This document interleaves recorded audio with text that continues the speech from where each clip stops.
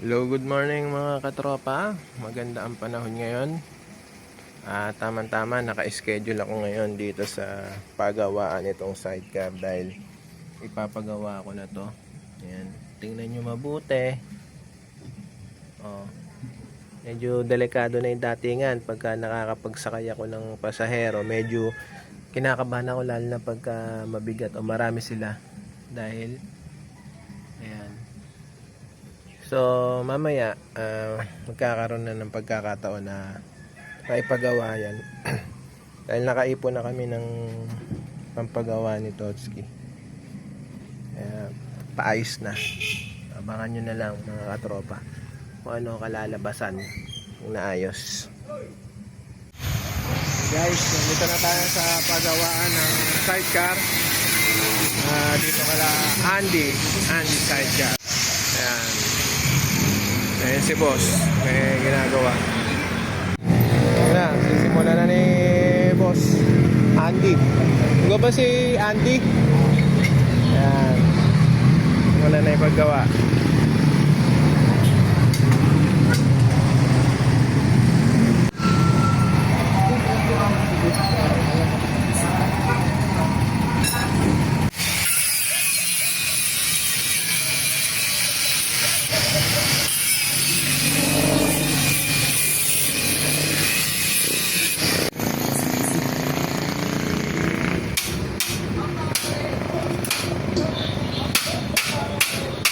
Guys, yung mga natanggal.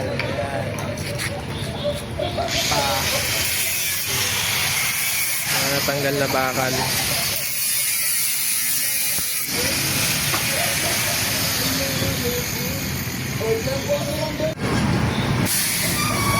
Ayan guys, tanggal na.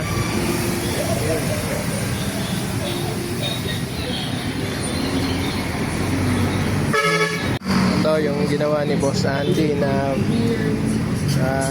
hinulma niya na bakal.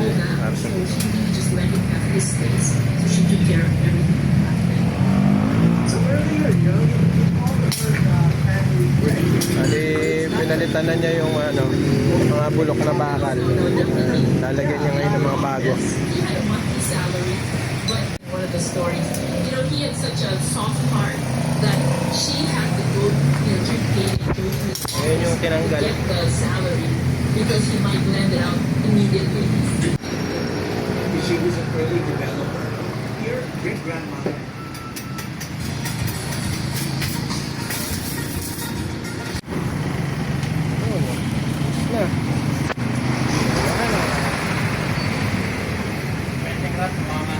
Para na siyang bago. Tura na lang. So mga katropa, ito na yung pinagawa ko na yung sa may sidecar, yung sa may gulong. Ipitan ng gulong ng sidecar. Ayan. Bali, ayos naman, goods naman yung pagkakagawa ni Boss Andy. Dahil na-testing ko na to kahapon hanggang ng gabi, biniyahe ko. Wala naman naging problema. Maganda naman yung laro ng gulong. Hindi naman siya masyadong, hindi siya. So bali sa susunod mga katropa, ito papaayos natin yung flooring nito. Medyo gapok na rin kasi. Bali i-restore kasi natin tong sidecar na to. Yan. Pagagandahin natin. Gusto ko kasing pagandahin, parang challenge na rin para sa akin na i-set up pagandahin tong sidecar. Bali guys, kasi itong sidecar na to niregalo sa amin nung bayaw ko, nung kapatid ni Totski. Bali kuya niya, shoutout sa'yo Kuya Marcelo Elducal. Binigyan niya kami ng pambili. So eto yung napili kong bilhin. Medyo marami siyang diferensya pero mababa naman ang halaga. Yun nga, naisip ko maganda pa naman kasi yung bubong tsaka yung mga bakal hindi pa bulok. Tapos yung stainless, kaya konting ayos lang. Kaya medyo na-challenge ako. Gusto kong ipaayos to, pagagandahin ko. Yung magmumukha siyang bago. Sana magawa ko.